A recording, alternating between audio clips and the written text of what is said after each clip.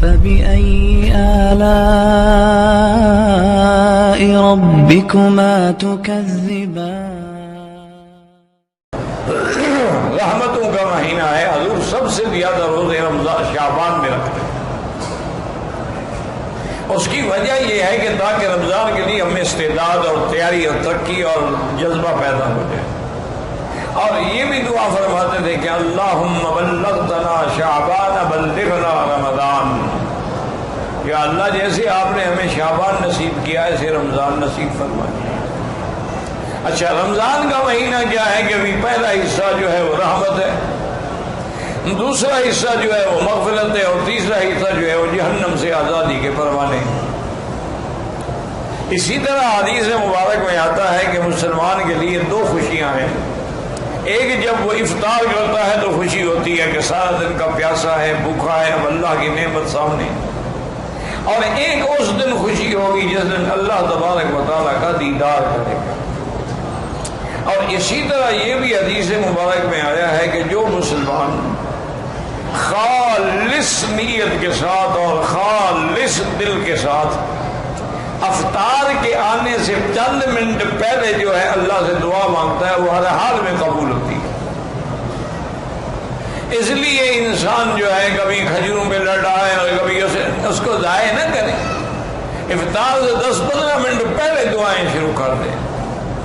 اور دعا کا طریقہ یہ ہوتا ہے کہ پہلے درود شریف پڑھے، جتنا ہو سکے 1 دفعہ، 3 دفعہ، 7 دفعہ، 11 دفعہ، 21 دفعہ، 100 دفعہ، 1000 دفعہ، یعنی دعا کے اول میں بھی درود ہو اور آخر میں بھی درود، اور درود پڑھنے کے بعد اللہ کی حمد و ثنا بیان کرے، جیسے کہ اور نہ آئے تو سورۃ فاتحہ پڑھ لی، اس سے بڑی دعا اور اس سے بڑی حمد و ثنا کیا ہوتی ہے۔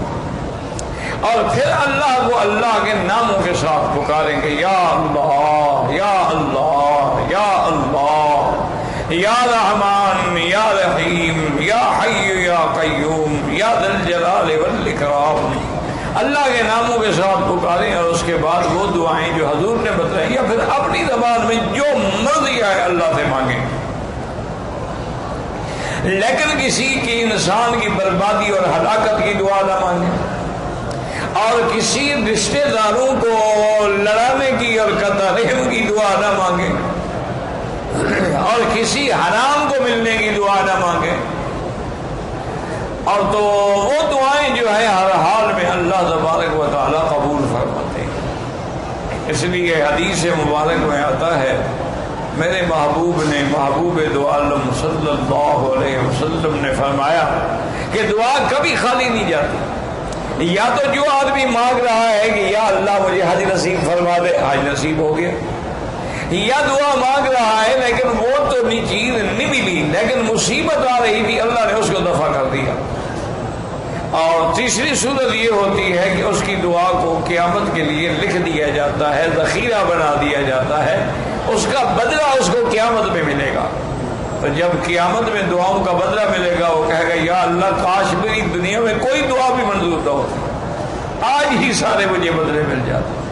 تو یاد رکھیں کہ دعا جو ہے وہ کبھی خالی نہیں جاتی، صرف شرط یہ ہے کہ مانگنے والا ہو، شرط یہ ہے کہ اخلاص ہو، شرط یہ ہے کہ تڑپ ہو، شرط یہ ہے کہ درد دل سے دعا مانگے۔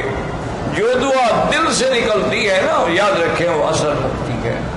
اور اسی طرح حضور نے منع فرمایا ہے کہ ان قلب لاہم، کہ اگر زبان پر تو دعا مانگ رہے یا اللہ نصیب فرما، عمرہ نصیب فرما، رمضان نصیب فرما، مدینہ پاک، لیکن دل غافل ہے، دل کسی اور طرف لگا ہوا ہے۔ کیا معنی؟ بر زبان تسبیح و در دل گاہ خر، یہ زبان پر جو تسبیح ہے لا الہ الا اللہ، خیال یہ ہے کہ پتہ نہیں میرا گدھا جو ہے اس کو کسی نے پانی پلایا ہے نہیں پلایا، تو اب زبان کے اندر تو تسبیح ہے اور دل کے اندر کھوتا اور گدھا کھڑا ہوا ہے، تو دعا کہاں منظور ہوگی؟ دعا یہاں مانگ رہا ہے اور خیال ہے یار پتہ نہیں میرے بیوی بچوں کا کیا بنا، وہاں ملک میں کیا حال ہوگا، گھر میں کیا حال ہوگا، پتہ نہیں راشن بھی ہے کہ نہیں ہے، تو پھر دعا مانگنے کی کیا ضرورت؟ اس لیے حضور پاک نے فرمایا کہ غافل دل سے کبھی دعا نہ کرو۔ اور علماء نے اور اولیاء اللہ نے لکھا ہے کہ جب دعا مانگو اور دل لگتا جائے دعا میں کہ بالکل زبان پہ دعا ہے، آنکھوں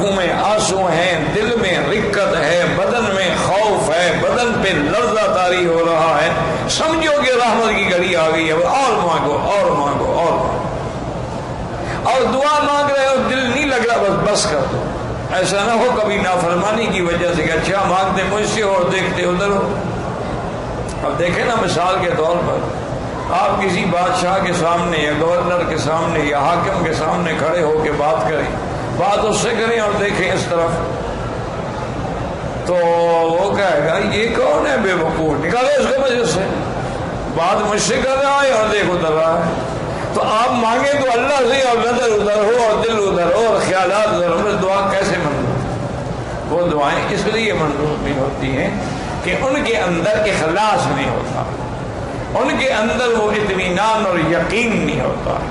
ورنہ جب اللہ کا حکم ہے کہ مجھ سے مانگو تو اللہ کا فرمان سے زیادہ سچا فرمان کس کا ہے؟ اللہ نے فرمایا مجھ سے مانگو میں تمہیں دوں گا. تو اسی طرح میں نے عرض کیا نا کہ اللہ نے رحمت کا ایک دریا بہا دیا. اچھا آپ نے کسی کو افطار کے وقت پانی پلا دیا ہے, آپ کو بھی پورے روزے کا ثواب مل جائے گا. آپ نے کسی کو ایک کھجور کھلا کے افطار کرا دی, آپ کو بھی پورے روزے کا ثواب مل جائے گا. لیکن کوشش یہ کریں کہ سحری ہے یا افطاری ہے, سوکھی روٹی ہو لیکن حلال کی, اور اگر مال مشتبہ ہے, اگر گوشت مشتبہ ہے, اگر جو چیزیں آپ روز مروز کھا رہے ہیں وہ مشتبہ ہیں, تو پھر خدا کے لیے اللہ کے روزوں کو برباد نہ کریں, پھر زمزم سے افطار کر لیں. اچھا بعض جاہل لوگوں نے یہ بھی بنایا ہوا ہے کہ جی نمک سے افطار کرتے ہیں, یہ بالکل جاہلوں کی بات ہے, کسی پتہ نہیں ہندو نے گھڑی ہے یا مسلمان نے گھڑی ہے. اسی طرح سنت یہ ہے, یاد رکھو, کہ افطار کے وقت تازہ کھجور ہو جو ابھی ابھی اتری ہے. اس لیے آپ دیکھیں نا یہ عرب لوگ جو ہیں ماشاءاللہ اللہ نے ان کو توفیق دی ہے, یہ سارا سال کھجوریں کولڈ سٹوریج میں تازہ رکھتے ہیں, رمضان آئے گا تو پھر نکالیں گے. وہ ایسے ہوگا کہ ابھی ابھی کھجور اتری ہے درخت سے, خاص طور پہ روتانا جو ہے وہ خراب ہی نہیں ہوتی, 2 سال بھی رکھی ہے. تو سب سے افضل یہ ہے کہ حضور نے فرمایا تازہ کھجور پہ افطار کرو. اور یہ بھی ہے کہ کھجور کھاؤ تو یا ایک دانہ کھاؤ یا 3 کھاؤ یا 7 کھاؤ, یعنی اس کا عدد جو ہے جتنا وطر ہوگا اتنا زیادہ وہ فائدہ ہوگا. اور حضور نے فرمایا کہ اگر آپ کو تازہ کھجور نہ ملے تو پھر سوکھا صحیح, پرانی کھجور صحیح, پچھلے سال والی صحیح, وہ اس سے افطار کریں. اور فرمایا کہ اگر وہ بھی نہ ملے تو پھر پانی سے افطار کریں. یعنی حضور صلی اللہ علیہ وسلم کو افطار کرنا جو ہے وہ میٹھی چیز پسند ہے, کہ جب بھی افطار کریں تو میٹھی چیز سے افطار کریں یا پانی سے افطار کریں. یہ جو ہمارے انڈو پاک نے اللہ عالم کہاں سے سیکھا ہے کہ افطار کے خاص طور پہ رمضان میں سموسے خریدنے کے لیے لینے لگتی ہیں, نعوذ باللہ. سموسے ہیں اور پکوڑے ہیں اور کرارے ہیں اور چٹخارے ہیں. یہ پتہ نہیں ہندوؤں نے ان کو سکھایا ہے, سکھوں نے سکھایا ہے, کس نے سکھایا ہے؟ اس کا اسلام سے کیا تعلق ہے؟ حضور پاک نے کبھی پکوڑے کھائے ہیں رمضان میں؟ انا للہ و انا الیہ راجعون. حضور صلی اللہ علیہ وسلم نے رمضان المبارک میں کبھی افطار کے وقت سمبوسہ کھایا ہے؟ تم کیسے عاشق رسول ہو کہ جی میری جان قربان لیکن سمبوسہ نہیں چھوڑ سکتا؟ میری جان تو قربان ہے لیکن جناب آج کل پکوڑے بڑے مرچ والے بنے ہوئے ہیں اور آلو والے بنے ہوئے ہیں اور کچالو والے بنے ہوئے ہیں اور شلگم والے بنے ہوئے ہیں اور مولی والے بنے ہوئے ہیں. عورتیں گھر میں سارا دن بیچاری خاوند روزے رکھتے ہیں, وہ بیچاری کھانے پکاتی رہتی ہیں. انا للہ و انا الیہ راجعون. ولا نقول الا لا حول ولا قوت الا باللہ العلی العظیم. دیکھیں نا جی, رمضان ہو, روزہ ہو, آج کل دیکھیں آپ کے ملک میں 50 ڈگری فارنہائٹ پہ سورج پہنچا ہوا ہے, یعنی لوگ کھڑے کھڑے ہی اسٹروک سے گر جاتے ہیں, مر جاتے ہیں.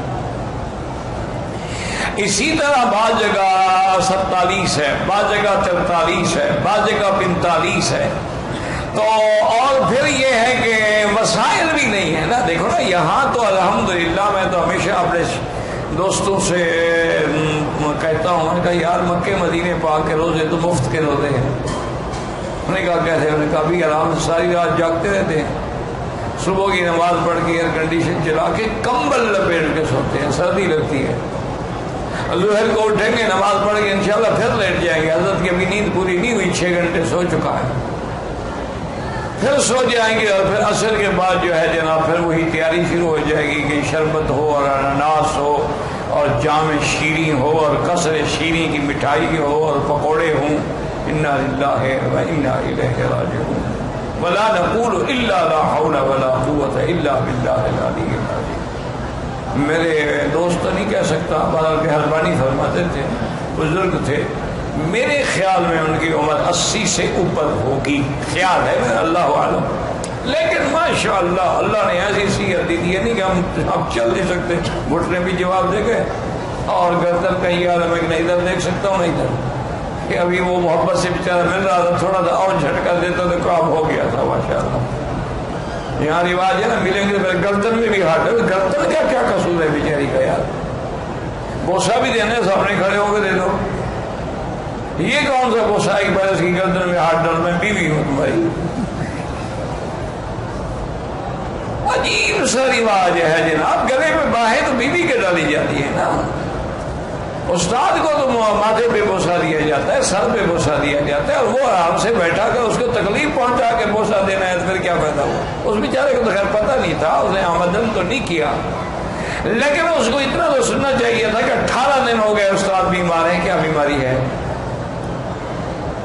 نماز کھڑے ہو کے بھی نہیں پڑھ سکتے، صرف میں فرض میں کھڑا ہوتا ہوں اور وہ بھی مشکل سے، کیونکہ حکم ہے کہ اگر قیام کر سکتے ہو اور نہیں کرتے نماز نہیں ہوتی. ہاں ایک آدمی قیام کر ہی نہیں سکتا، بیٹھ کے بھی جائز ہے، سو کے بھی جائز ہے، لیٹ کے بھی جائز ہے، اشارے سے بھی جائز ہے. لیکن اگر کھڑے ہونے کی طاقت ہے اور پھر کھڑا نہیں ہوا نماز نہیں ہوتی. تو اب میں مجبور ہو کے فرضوں میں تو کھڑا رہتا ہوں کہ چلو اللہ کرے میرے فرض تو صحیح ہو جائے، اور باقی سنت نفل پہ کرسی پہ بیٹھ کے پڑھتا ہوں کہ مجبوری ہے. اس لیے ہمیشہ یاد رکھیں کہ رمضان المبارک کا مہینہ آ رہا ہے، ابھی سے تیاری کر لیں، ابھی سے توبہ کر لیں، ابھی سے گناہوں کی معافی. میں یہ نہیں کہتا آپ شربتیں نہ پئیں، اچھے کھانے نہ کھائیں، رات کو جا کے کھا لیا کریں نا گھر میں، لیکن افطار تو سنت کے مطابق کریں نا. اور آپ کو شاید احساس ہو نہ ہو، جہاں آپ پکوڑے کھاتے ہیں نا 2 صفوں تک اس کی ہوا ہوتی ہے، لوگوں کی نمازیں برباد ہو جاتی ہیں ماشاء اللہ. انا للہ و انا، کیونکہ پکوڑے کی ہوا آپ خود جانتے ہیں کیسے ہوتی ہے. تو لیکن کھجوریں 2 کلو کھا جائیں ہوا تو نہیں آئے گی. اللہ کے نبی کی حکمتیں ہیں کہ آپ وہ میرے دوست میں بتا رہا تھا کہ وہ ماشاء اللہ رمضان میں روزانہ عمرہ کرتا تھا، روزانہ. احرام رمضان میں اس نے کھولا ہی نہیں، سر پہ اس طرح پھروایا تو وہی چادر سر پہ ڈال دی اور نماز پڑھی آرام سے، اور پھر اس کے بعد پھر چل پڑے. کبھی وہ رات کو تراویح کے بعد چلے جاتے تھے اور فجر کی نماز تک وہ اپنا عمرہ مکمل کر آرام سے، عمرہ بھی ہو جاتا، رش بھی نہیں ہوتا، اور جناب نماز پڑھ کے پھر آرام سے سو جاتے تھے. تو ایک دن انہوں نے کہا مجھے اشارے سے کہ یار بیٹھ جاؤ. میں بیٹھ گیا تو اس نے اجوا کھجوریں رکھی ہوئی تھی اور ایک جگ تھا چھوٹا سا، اس میں مشروب تھا. تو کہنے لگا اس میں دودھ بھی ہے، زمزم بھی ہے، شہد بھی ہے، چونکہ ان تینوں چیزوں کو اللہ کے شفا فرمایا. تو میں ان تینوں چیزوں کو جمع کر لیتا ہوں اور اسی سے افطار کرتا ہوں کہ کھجور کھا لی اور 2-3 گلاس یہ چڑھا لیے، سارا دن پتہ ہی نہیں لگتا عمرہ کرنے کا، بھاگنے کا، دوڑنے کا. اتنی اللہ انرجی دے دیتے ہیں، طاقت دے دیتے ہیں کہ پھر مجھے کسی چیز کی ضرورت نہیں ہے. تو اس لیے ہمیشہ یاد رکھیں. اچھا کبھی کبھی زیتون بھی رکھا کریں، چونکہ جن چیزوں کا قرآن میں ذکر ہے نا ان کا خیال کیا کرو. قرآن میں والتین والزیتون والطور سینین وہذا البلد الامین. تو طور تو خیر پہاڑ کا نام ہے، اور تین کہتے ہیں انجیر کو. زیتون مشہور ہے، تو اگر تازہ نہ ملے تو اس کا تھوڑا سا وہ دانے اچار والے رکھ لیے تاکہ سنت پوری ہو جائے. وہ بھی نہ ملے تو زیتون کا تیل، حضور تو تیل میں روٹی ڈبو کے کھاتے ہیں. آپ کے لیے سالن کیا تھا؟ زیتون کا تیل، اس میں روٹی ڈالی اور کھا لی. اور یا کبھی خل مانا سرکہ، حضور سرکے سے روٹی کھاتے. ہمیں بھی یاد ہے یار، آج کل تو سب بڑے آدمی بن گئے نا، جب مکے شریف آ گئے، مدینے آ گئے، ایئر کنڈیشن گاڑیاں مل گئیں، ایئر کنڈیشن گھر مل گیا، وہ بھی کہتے ہیں پدرم سلطان پور۔ میرا تو باپ جناب بادشاہ تھا، اور ہمارے شلغم کے باغ ہوا کرتے تھے جو ہمارے گھروں کی چھتوں پہ لگائے ہوئے تھے۔ انا للہ و انا الیہ، شلغم کا بھی باغ کا بھی دیکھا ہے۔ تو یہ تو قدرتی بات ہے، ورنہ ہم کیا لوگ، ہم این گرمی کے روزوں میں مجھے یاد ہے کہ لسی کا اتنا بڑا دکھا ہوتا تھا، بس وہاں سے پانی ڈالتے جاتے پلاتے جاتے۔ میں نے کہا حضرت کتنا پانی ڈالیں گے؟ فرمایا بابا لڑائی اور لسی جتنا بڑا ہو بڑھ سکتی ہے، لسی میں بھی پانی ڈالتے جاؤ بڑھتی جائے گی، لڑائی بھی لڑتے جاؤ بڑھتی جائے گی، یہ دو چیزیں ہیں جتنا بڑھاؤ بڑھتی ہیں، گھٹتی نہیں ہے۔ یہ افطار ہوتا تھا۔ اچھا، اور سردیوں میں گڑ کی چائے ہوتی تھی، جب ہم پڑھتے تھے نا گڑ کی چائے بڑی ہوتی تھی، اور بڑے شوق سے ہم وہ گڑ کی چائے پیتے تھے۔ اللہ اکبر اللہ اکبر۔ ہمارے شیخ تھے حضرت گمانوی رحمۃ اللہ علیہ، اللہ ان لوگوں کی، میرے تمام مشائخ کی، اساتذہ کی، محبین کی، مخلصین کی، معاونین کی جو فوت ہو گئے، اللہ ان کی قبروں کو باغ جنت بنائے، اللہ تمام مسلمانوں کے قبروں کو نور سے بھر دے، اور اللہ ہم سب کا خاتمہ ایمان پہ کر دے۔ تو یہ تو رحمت کے دریا ہے، اب پھر بھی محروم رہ جاؤ تو اس کا کیا ہی